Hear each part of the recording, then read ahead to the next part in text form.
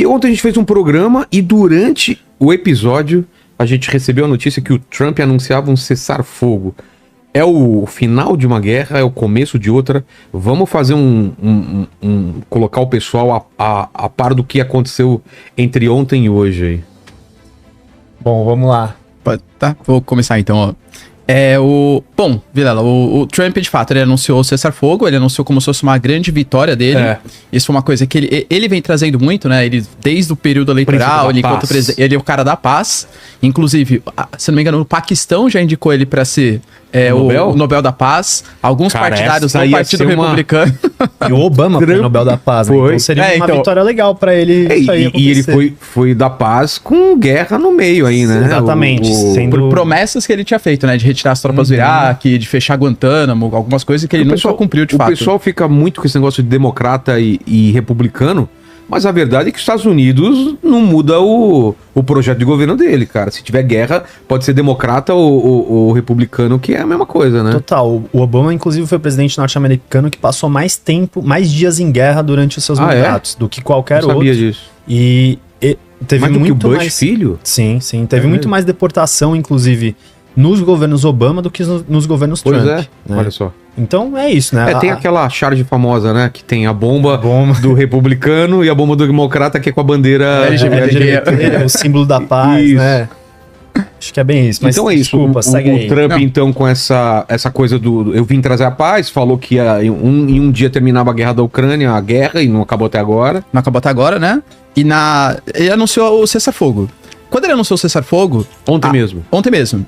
Ficou até um clima meio estranho, por quê? Porque nem o Irã nem Israel confirmavam. E aí ouviam mídias, por exemplo, o chanceler iraniano falou, mas eu não fiz nenhum tipo de acordo com os Estados Unidos. Quando era confrontado o Benjamin Netanyahu, ele também não tinha se pronunciado. Aí depois de um tempo, ficou sabendo que o Oman, aliás, o Qatar também participou dessas negociações. Aí o Irã falou assim, não, então tudo bem, a gente concorda com o cessar-fogo a partir das 4 horas da manhã, horário local, se Israel não fizer novos ataques. Aí o Benjamin Netanyahu também falou que tudo bem, dando já uma cutucadinha, né? Bom, como a gente saiu vitorioso, como a gente conseguiu nossos objetivos, a gente também concorda com o cessar-fogo. Só que daí houve uma violação do cessar-fogo, porque o Irã, ele lançou mísseis contra Israel. Depois. Inclusive matando 5 civis ali em Israel. O Israel Katz, que é o ministro da Defesa, já começou a falar, tá vendo, a gente não pode confiar nos iranianos, a gente vai agora fazer um grande ataque, uma grande retaliação contra o território do Irã, falando que ia anunciar mísseis contra que ia disparar ali, né, que ia fazer um ataque contra o território do Irã. Só que quando ele falou isso, o Trump já começou a dar declarações polêmicas, falando, tá vendo, ó, os dois, até falou um palavrão, né, os dois ficam lá, fudendo, não sei o que lá, falou, criticou tanto Israel quanto o Irã. E, aliás, falou que estava decepcionado com os dois países, principalmente com Israel. Depois, a mídia americana fala que ele telefonou pro Benjamin Netanyahu, em tom de cobrança, em tom brabo, falou assim, ó... Cara, como eu queria escutar essas conversas. Eu queria também. Não é? Se os tweets do Trump são desbocados meio... Imagina em particular, cara. Porra, Netanyahu! Qual é que é, meu irmão? E ele falou, você vai ter que tirar esses caças daí, vai ter que voltar e não vão realizar ataques. E de fato a retaliação que Israel fez foi assim, frágil, atacou pontos periféricos. Só pra dizer que... E aí, aparentemente, tá com o cessar-fogo estabelecido. Acho que a gente pode até adiantar que a gente vai bater mais o papo, claro. Né? Mas Israel fala que é o fim de uma era, de um momento, mas que a guerra de fato não acabou, porque eles consideram que a guerra só vai ter acabado quando o programa de enriquecimento de urânio do Irã tiver acabado. E eles sabem que não acabou.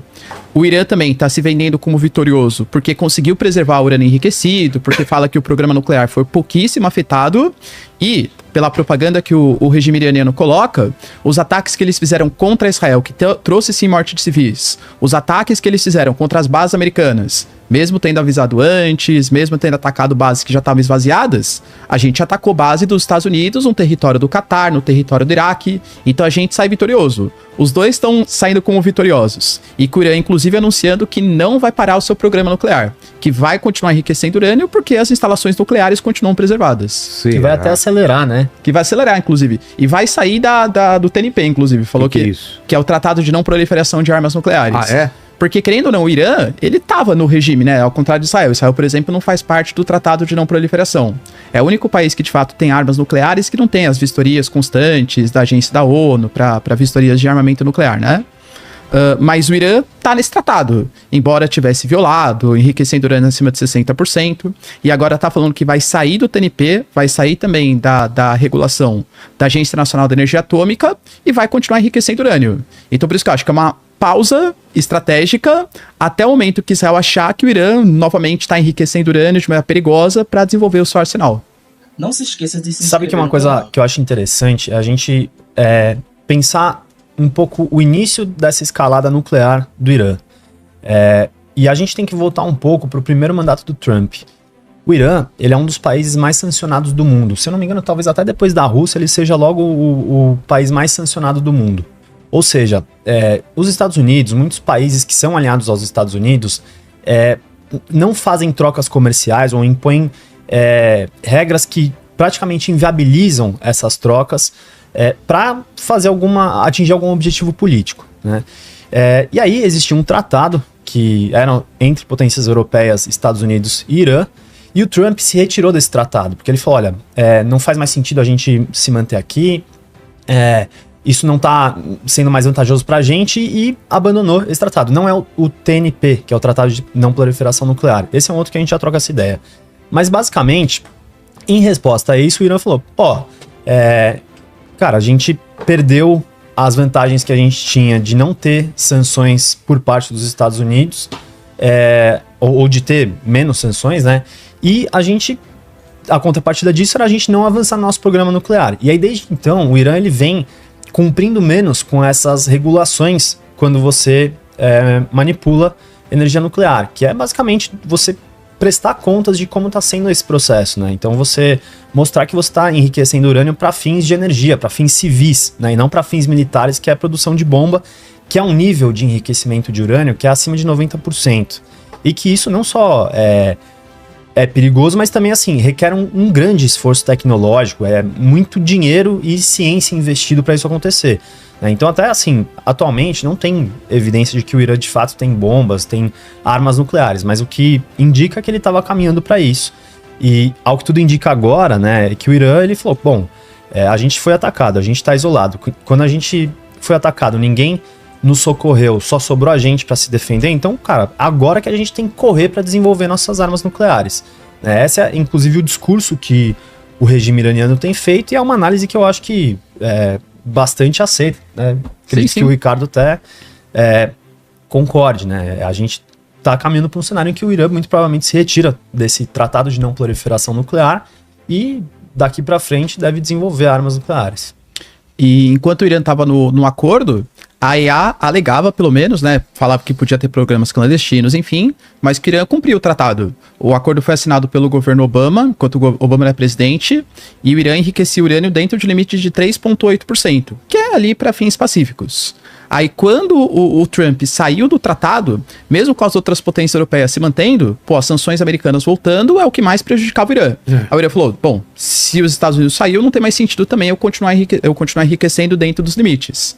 Tanto que quando você pega, por exemplo, essas instalações que foram atacadas, o Rafael Grossi, que é o líder da IEA, agência da ONU especializada nas questões nucleares, ele conhece a região de Fordow, a região de Natanz, a região de Isfahan. Então ele ia dando até detalhes, por exemplo. Quando a região de Fordow, por exemplo, que é quando teve as bombas anti-bunkers, né, os ataques que foram feitos pelos bombardeiros, o Rafael Grossi, ele contava ali histórias, falou, nossa, mas quando eu fui pra lá, a profundidade era... Ele até se confundiu, ele falou, a profundidade estava 800 metros. Aí, aparentemente, era 80 metros que ele queria falar de profundidade das montanhas, né? Que acho que 1 quilômetro de profundidade não chega a ser, claro. Mas ele conhecia todas aquelas áreas, aquelas instalações. Então, o Irã, ele vem com o discurso, inclusive agora, porque fala assim, mas o Irã, ele não aceitava negociar. Claro que uma coisa é o que ele fala, outra coisa é o que eventualmente o que ele faria. Mas o chanceler iraniano, ele deixava bem claro, a gente aceita sim negociar nosso programa nuclear. A gente aceita, inclusive, mandar embora o urânio enriquecido acima de 60% e manter só o urânio que seria ali dentro dos limites aceitos. Só que a gente quer manter o nosso programa nuclear para fins civis. Ou seja, eu quero ter programa nuclear para fins medicinais, para fins energéticos, só que Israel e Estados Unidos não aceitam. E, aliás, os Estados Unidos continuam não aceitando. O Marco Rubio, por exemplo, secretário do governo americano, ele deixou bem claro ali que o Irã não pode ter programa nuclear. E que se tiver o programa nuclear, Israel vai ter autorização para fazer novos ataques. Ah, mas não pode ter programa nuclear pra nada? Pra nada. Ele fala que se o Irã quiser ter urânio enriquecido, vai ter que importar esse urânio. Os Estados Unidos está impedindo o Irã de ter acesso ao programa, mesmo que seja para fins pacíficos. Eu acho que uma grande questão nisso tudo é que não interessa para ninguém, tirando o próprio Irã, que eles tenham bombas nucleares, né? Um regime que não tem que prestar contas para nenhuma outra potência, para nenhum outro grande aliado, ele é muito fácil desse cara apertar o botão vermelho e disparar, sabe? Então, eu acho que é uma situação bastante complexa isso, assim, e por mais que exista esse anúncio de vitória do Trump agora, eu vejo com olhos de muita preocupação que isso venha acelerar esse processo de desenvolvimento do armamento nuclear iraniano, porque é isso, é um regime que está acuado internamente, né? O governo iraniano ele vem balançando. Né? Por causa das sanções, inclusive, eles sofrem muito com questões econômicas, a rigidez que o regime tenta impor na sociedade, inclusive através da religião, é algo que não é amplamente aceito, né? Inclusive, assim, a gente às vezes pinta essa imagem do Irã como um país, quase medieval, bárbaro, mas isso não é a realidade, assim. Você pega as grandes cidades iranianas, elas têm uma vida muito grande, uma modernidade muito grande, elas são lugares desenvolvidos, assim, que a gente consegue entender que existe, assim, uma classe crítica e consegue fazer frente. Não se esqueça de curtir, comentar, compartilhar o nosso conteúdo para que o YouTube possa levá-lo a mais pessoas. Se quiser, faça uma doação pelo QR Code aqui acima e nos ajude a melhorar o nosso canal.